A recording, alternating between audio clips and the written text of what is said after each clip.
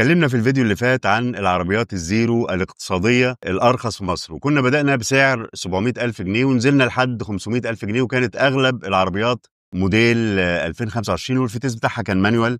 إمكانياتها كانت متواضعة لأنها اقتصادية، وهيطلع لك الفيديو يا هنا يا هنا. في الفيديو ده هنشوف مبلغ من 500 ل 750,000 جنيه يجيبوا لنا إيه مستعمل، بس هنختار الأوتوماتيك والموديلات القريبة وعداد الكيلومتر الأقل والإمكانيات الأعلى. هجيب لك العربيات المعروضة فعلا للبيع، وهوريك الإعلان بتاعها كمان، علشان الفيديو طبعا هيبقى طويل هقسمه أجزاء، وده هو الجزء. وما تنساش لو استفدت من الفيديو دوس لايك واشترك في القناة علشان تجيلك كل التحديثات والأخبار والنصايح والأسعار الجديدة. هات فنجان القهوة بتاعك وتعالى معايا على سوق المستعمل في مصر.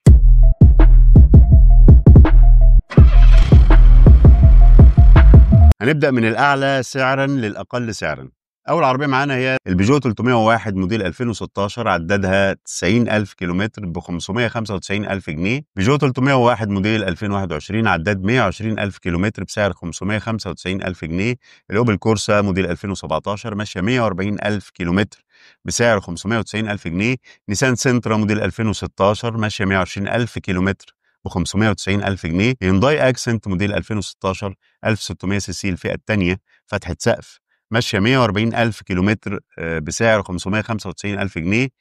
البيجو 3008 موديل 2011، عدادها 140,000 كيلومتر ب 590,000 جنيه. هيونداي جراند اي 10 موديل 2015، عداد 80,000 كيلومتر بسعر 580,000 جنيه. الكيا بيكانتو موديل 2017، عداد 135,000 كيلومتر ب 590,000 جنيه.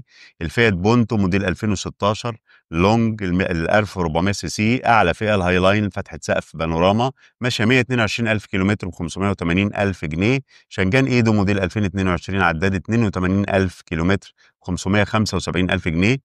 جيب لايبرتي موديل 2002، عداد 300,000 كيلو ب 575,000 جنيه.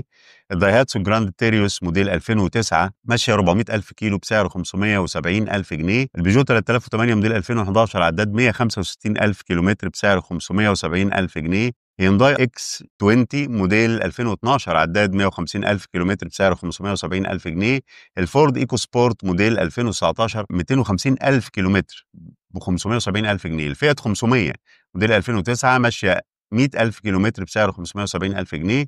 اوبل استرا موديل 2012، عداد 180,000 كيلومتر ب 560,000 جنيه. رينو لوجان موديل 2019 بيزك، عداد 90,000 كيلومتر ب 550,000 جنيه. مرسيدس بي 150 موديل 2008، عداد 220,000 كيلومتر ب 550,000 جنيه. شيفروليه كروز موديل 2016، عداد 150,000 كيلومتر بسعر 550,000 جنيه. شنجان ايدو موديل 2022، عداد 75,000 كيلومتر بسعر 560,000 جنيه. الفورد فوكس موديل 2018، عداد 200,000 كيلومتر ب 550,000 جنيه. كيا بيكانتو موديل 2012 ماشيه 215,000 كيلومتر ب 550,000. اوبل استرا موديل 2014، عداد 330,000 كيلومتر سعرها 540,000. هوندا سيفيك موديل 2008، عداد 330,000 كيلومتر سعرها 530,000 جنيه. رينو لوجان موديل 2019، عداد 100,000 كيلومتر ب 530,000 جنيه. شيري تيجو 3 موديل 2017، عداد 120,000 كيلومتر ب 520,000 جنيه. رينو ميجان موديل 2016 ماشيه 350,000 كيلومتر سعرها 525,000 جنيه. كاريو موديل 2015، عداد 160,000 كيلومتر بسعر 520,000 جنيه. الفيت بونتو موديل 2016 ماشيه 215,000 كيلومتر ب 520,000 جنيه. الكيا بيكانتو موديل 2013، عداد 225,000 كيلومتر ب 520,000 جنيه. بي ام دبليو 318 اي موديل 2005، عداد 200,000 كيلومتر ب 520,000 جنيه. الفورد فوكس موديل 2013، عداد 170,000 كيلومتر بسعر 515,000 جنيه. البيجو 301 موديل 2015، عداد 176,000 كيلومتر بسعر 500,000 جنيه. الكيا بيكانتو موديل 2012 ماشيه 115,000 كيلومتر ب 500,000 جنيه. رينو لوجان موديل 2020، عداد 110,000 كيلومتر ب 500,000 جنيه. سيات إبيزا موديل 2014 ماشيه 180,000 كيلومتر ب 500,000 جنيه.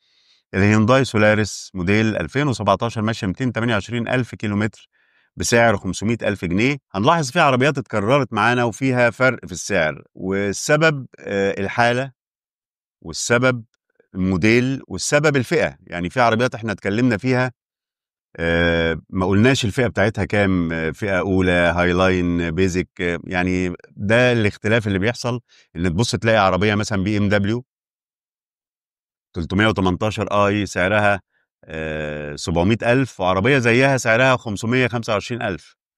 طب الفرق ده كله في ايه؟ الفرق ده ان دي فئة هاي لاين ودي فئة بيزك، او ان حالة العربية دي حالة احسن من الحالة العربية الاقل سعرا. يعني الخلاصة، لو معايا كام اشتري ايه مستعمل؟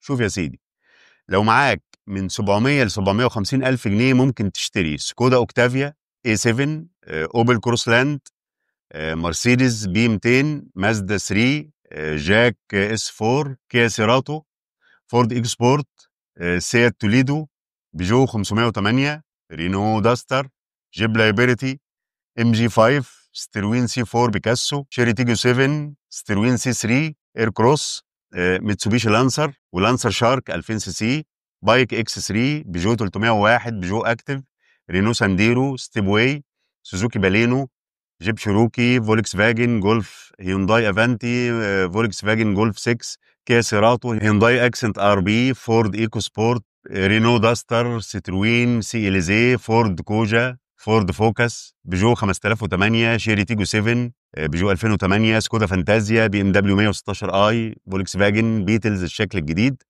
ولو معاك من 650 ل 690 الف ممكن تشتري بي ام دبليو 318 اي، ام جي 5، جيلي ايميجراند اكس 7، نيسان قشقاي، فولكس فاجن جيتا، بي ام دبليو اكس 3، هيونداي الانترا ام دي، اوبل استرا، رينو ميجان، نيسان قشقاي، فولكس فاجن، باسات، سكودا فانتازيا، بيجو 301، شانجان ايدو، اوبل انسيجنيا، رينو كابتشر، فورد فوكس، سكودا فانتازيا، كيا سيد، اوبل استرا، رينو كابتشر، بي ام دبليو 116 اي، رينو ميجان 4 اول فئه، كيا ريو، مرسيدس اي 200، بيجو 2008، ميتسوبيشي لانسر شارك، هيونداي سولاريس، اوبل كورسا، شيري تيجو 3، هيونداي سوناتا، رينو فلوانس، هيونداي اي 10، نيسان قشقاي، بيجو 508، اودي اي 4، ستيروين سي اليزي، اوبل موكا، رينو كابتشر.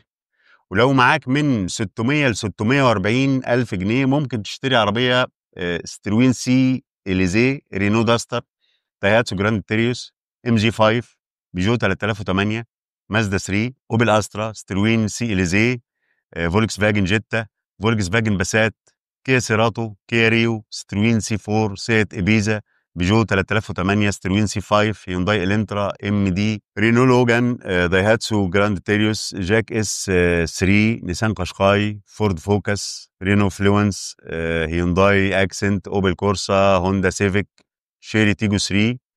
ولو معاك من 550 ل 590 الف جنيه ممكن تشتري بيجو 301، اوبل كورسا، نيسان سنترا، هيونداي اكسنت، بيجو 3008، هيونداي جراند اي 10، كيا بيكانتو، فيات بونتو، شانجان ايدو، جيب لايبرتي، دايهاتسو جراند تيريوس، بيجو 3008، هيونداي اي اكس 20، فورد ايكو سبورت، فيات 500، اوبل استرا، رينو لوجان، مرسيدس بي 150، شيفروليه كروز، فورد فوكس، كيا بيكانتو. لو معاك من 500 ل 540 الف جنيه ممكن تشتري اوبل استرا، هوندا سيفيك، رينو لوجان، شيري تيجو 3، رينو ميجان، كيا ريو، فيات بوندو، كيا بيكانتو، البي ام دبليو 318 اي، الفورد فوكس، البيجو 301، سيات ابيزا، هيونداي سولاريس. في نهايه الفيديو لازم اقول لك نصيحه قبل ما تشتري المستعمل: ما تفرحش بالسعر القليل وما تنخدعش بشكل ولبس ووظيفه وطريقه كلام صاحب العربيه او صاحب المعرض.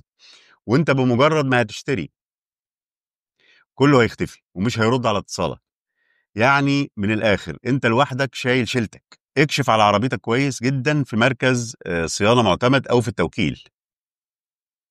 وحاليا في مراكز صيانه كتير عندهم معدات وكاميرات تضمن لك ان العربيه مش عامله حادثه وحالتها كويسه. وما تخليش صاحب العربيه هو اللي يقول لك تكشف عليها فين. تاني حاجه، اطمن على ورق عربيتك وروح المرور واسال على الرخصه بنفسك وشوف المخالفات واسم صاحب العربيه ولو عليها قضايا او حوادث. وما تفكرش انك هتجيب عربيه ضايعه بسعر قليل وهتشدها، لان قطع الغيار والصناعيه بقوا غاليين جدا. يعني من الاخر اللي يعمل الموضوع ده لازم يكون في المجال، ميكانيكي مثلا او سمكري وعنده ورشته. تمنياتي للجميع بالتوفيق. كان معاكم مهندس ايهاب بكر، اشوفكم على خير. سلام.